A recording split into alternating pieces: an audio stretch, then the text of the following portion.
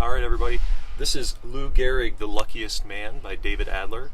He writes a series of great books about athletes, and I'm excited to share this with you. So the first thing I want you to do is I want you to think about what it would mean to be a lucky person. What would have to happen for you to call yourself lucky and to say, man, I'm the luckiest man. 1903 was a year of great beginnings. Henry Ford sold his first automobile, and the Wright brothers made the first successful flight in an airplane. In baseball, the first World Series was played. The team, later known as the Yankees, moved from Baltimore to New York. And on June 19, 1903, Henry Louis Gehrig was born. He would become one of the greatest players in baseball history. Lou Gehrig was born in the Yorkville section of New York City. It was an area populated with poor immigrants like his parents, Heinrich and Christina Gehrig, who had come to the United States from Germany. Christina Gehrig had great hopes for her son Lou. She dreamed that he would attend college and become an accountant or an engineer. She insisted that he study hard. For 8 years in grade school, Lou didn't miss a single day. Lou's mother thought that games and sports were a waste of time, but Lou loved sports. He got up early to play the games that he loved, baseball, soccer, and football. He played until it was time to go to school. In high school, Lou was a star on his school's baseball team. After high school, Lou Gehrig went to Columbia University. He was on the baseball team there too, and on April 26, 1923, a scout for the New York Yankees watched him play. Lou hit 2 long home runs in that game. Soon after that, he was signed to play for the Yankees. The Yankees offered Lou a $1,500 bonus and a good salary. His family needed the money, so Lou quit college and joined the Yankees. Lou's mother was furious. She was convinced he was ruining his life.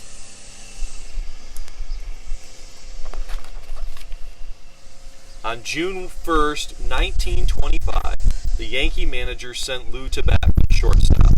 The next day, Lou played in place of first baseman Wally Pipp. Those were the first 2 games in what would become an amazing record. For the next 14 years, Lou Gehrig played in 2,130 consecutive Yankee games. The boy who never missed a day of grade school became a man who never missed a game. Lou Gehrig played despite stomach aches, fevers, a sore arm, back pains, broken fingers. Lou's constant play earned him the nickname Iron Horse. All he would say about his amazing record was, "That's the way I am." Lou was shy and modest, but people who watched him knew just how good he was. And in 1927, Lou's teammate Babe Ruth hit 60 home runs, the most hit up to that time in one season. But it was Lou Gehrig who was selected that year by the baseball writers as the American League's most valuable player. He was selected again as the league's MVP in 1936. Then, during the 1938 baseball season, and for no apparent reason, Lou Gehrig stopped hitting.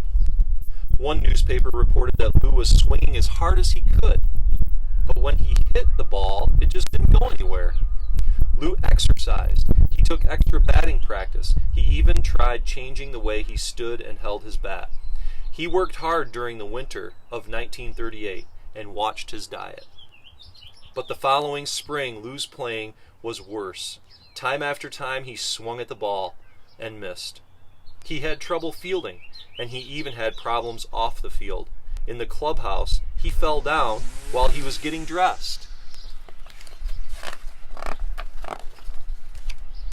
Some people said that Yankee manager Joe McCarthy should take Lou out of the lineup, but McCarthy refused. He had great respect for Lou and said that Gehrig plays as long as he wants to play. But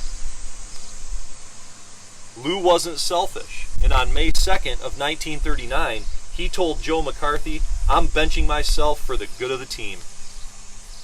When reporters asked why he took himself out, Lou didn't say that he felt weak or how hard it was for him to run. Lou made no excuses.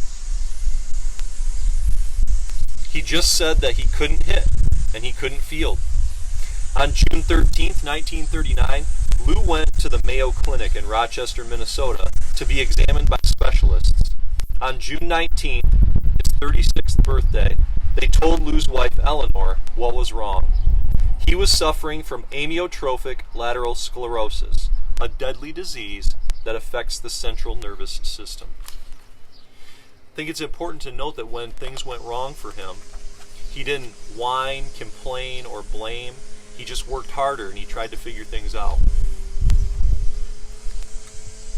Lou stayed with the team, but he didn't play. He was losing weight and his hair was turning gray. He didn't have to be told that he was dying.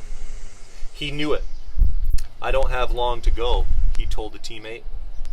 Lou loved going to the games, being in the clubhouse, and sitting with his teammates. Before each game, Lou brought the Yankee lineup card to the umpire at home plate. A teammate or coach walked with him to make sure that he didn't fall. Whenever Lou came to the field, the fans stood up and cheered for the brave Lou Gehrig. But Yankee fans and the team wanted to do more.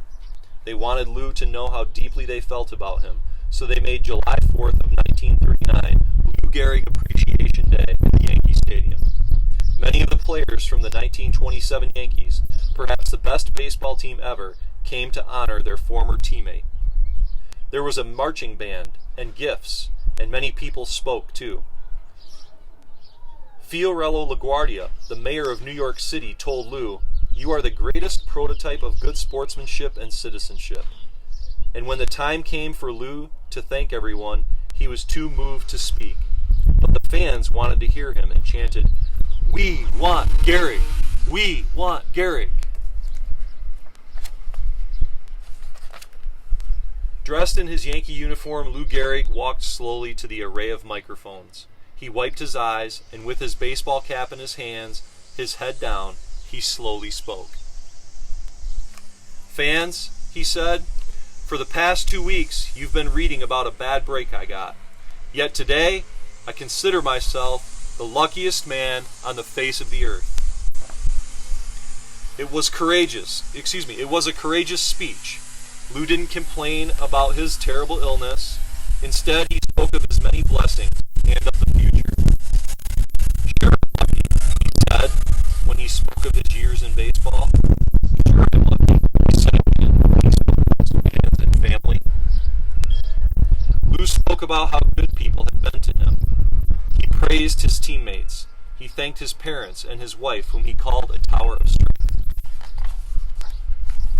The more than 60,000 fans in Yankee Stadium stood to honor Lou Gehrig.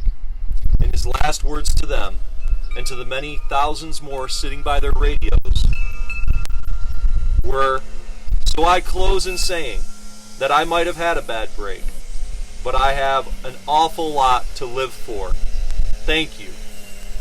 Lou stepped back from the microphones and wiped his eyes. The stadium crowd let out a tremendous roar, and Babe Ruth did what many people must have wanted to do that day. He threw his arms around Lou Gehrig and gave him a great, warm hug. The band played the song "I Love You Truly," and the fans chanted, "We love you, Lou." When Lou Gehrig left the stadium later that afternoon, he told a teammate, "I'm going to remember this day for a long time." In December of 1939, Lou Gehrig was voted into the Baseball Hall of Fame, and the Yankees retired his uniform. No one else on the team would ever wear the number 4. It was the first time a Major League Baseball team did that to honor one of its players. Mayor Fiorello LaGuardia thought Lou's courage might inspire some of the city's troubled youths to be courageous too. He offered Lou a job working with the former prisoners as a member of the New York City Parole Commission. Lou had many opportunities to earn more money, but he knew that this job would enable him to do something for the city that had given him so much. Within little more than a year, Lou had to leave his job. He was too weak to keep working. He stayed at home unable to do the simplest task. Lou had many visitors. He didn't speak to them of his illness or of dying. When he saw one friend visibly upset by the way he looked, Lou told him not to worry. "I'll gradually get better," he told him. In cards to his friends, Lou wrote, "We have much to be thankful for."